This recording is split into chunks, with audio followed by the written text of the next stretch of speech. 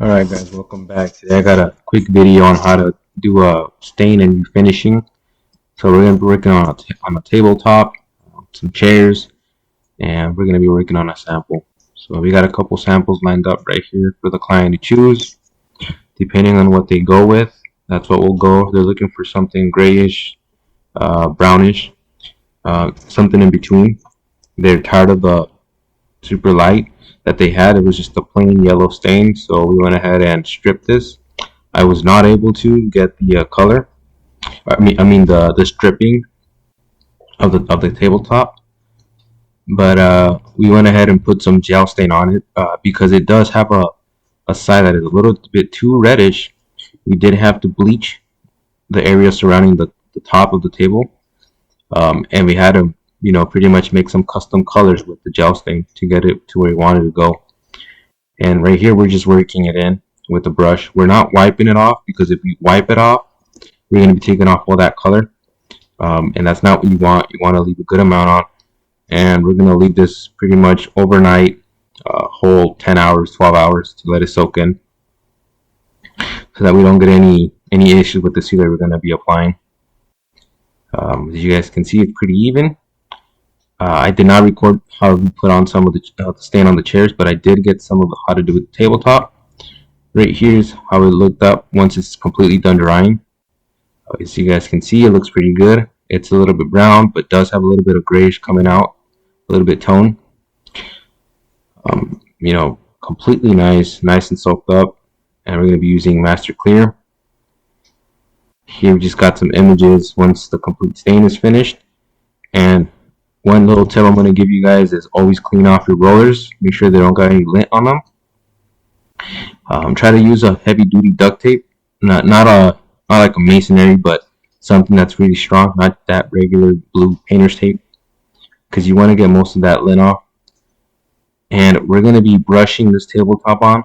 Typically we spray it whenever we do this sort of work, but just pretty much based on it being a little bit easier, we just go ahead and rolled it on with a really light roller and a brush. Now right here we're just brushing on the edges, and then we're going to be applying the finish with the roller. And the first coat should always be the lightest. You do not want to do a heavy coat of material, so you want to go ahead and reduce it with some water or some paint thinner, anything that you guys can use to pretty much reduce the material, as you want it to soak up and leave a cap of material so that when you do apply a thick finish, you won't have lines on it.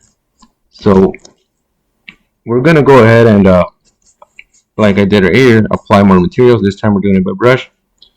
Now, whenever you do this sort of work, you always want to go with the grain. You never want to go against it, as you want to make it so that the finish pretty much fills up all the crevices and soaks up into the wood instead of against it, to where if you do too much, right, if you go against the grain, you're going to see little areas where it just doesn't look good, and you're going to see marks of the sealer just pretty much on top of the wood. And any person that does finishing work will notice it. So again, we're going to go all around the table, all around the chair, even on areas where nobody will ever see it. It doesn't matter. We always do this because what we want, you want a waterproof area, pretty much nothing, so that you want it so that nothing goes inside, so no moisture from the air, maybe someone spills something on it, you don't want any of that. And then right here, the customer is going to have this pretty much refinished with upholstery, but as I mentioned before, always make sure you have everything finished and sealed up. After this, we're going to hit it with 320 sanding, hand sand, pretty much a light sanding, just to get some of the texture off from the sealer. If you're ever using a water-based sealer, you're always going to get texture. And you're going to have a little grain coming up because it's pretty much water-based. You're going to get pretty much grain coming, getting a little bit moisture on it, and then coming up. You want to go ahead and sand that down. The reason I use 320 on this is because this isn't a sanding sealer. This is just the finish. So this is pretty smooth by itself. Even if I would have just brushed over it without sanding, you guys can see that just on this image alone, it's pretty smooth, you know. So you go ahead and give this a whole rundown with your hand. And you don't want to use any equipment like an orbital or any of that. Just pure hand. All right, it's a little bit more work, but you know, you could go ahead and be more delicate with it, and you don't, and it won't pretty much take off the top layer of sealer of stain. Sorry, if you go overboard. Always make sure you got a clean surface.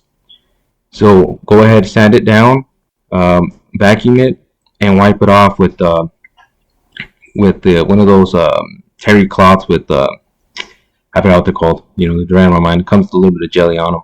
Go ahead and wipe it down, or you can use a wet rag.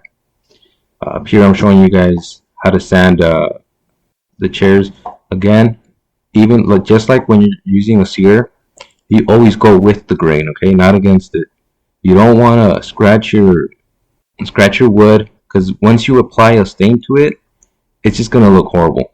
So always go with the grain.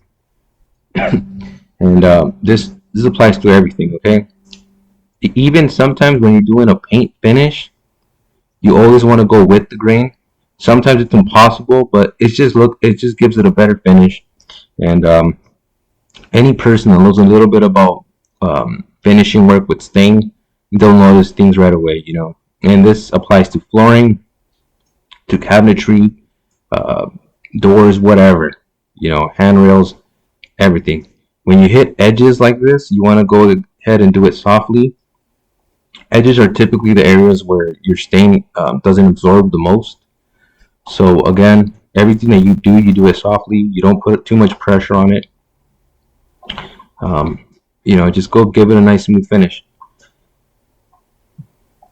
Again, do areas even where the customer is never going to feel it. You do that.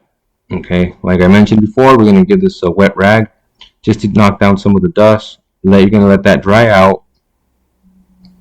And all this does is just help it so that it cleans up a little bit better and you get a better finish. Okay, now you don't have to do this, right? You don't, even we don't do this all the time. It's just for certain projects, right? You get projects that are a bit easier to work with, some aren't. Again, this is the second coat, and maybe if you guys could or can't tell, I'm not sure, but whenever you do the first finish, a first finish coat, you'll always notice that your material will absorb pretty much as soon as it hits the wood, especially if it's raw wood.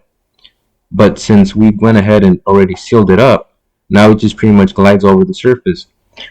Now, here's the important part when you do this type of finish though.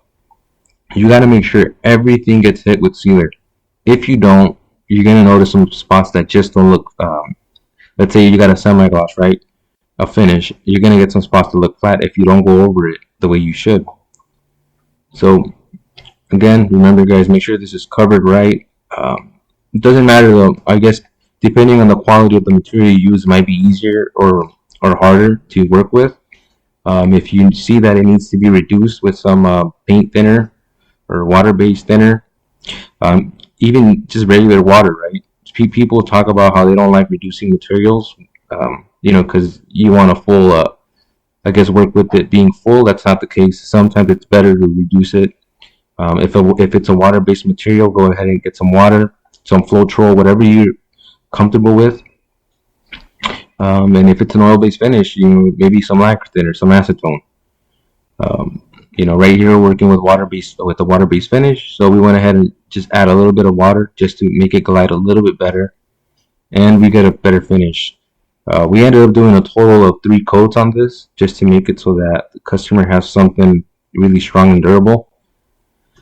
And the product came out pretty good at the finish. So I'm going to give you guys a little pictures right here. I was not able to get everything, but you guys can see that from this finish, it came out you know, crazy smooth, good color.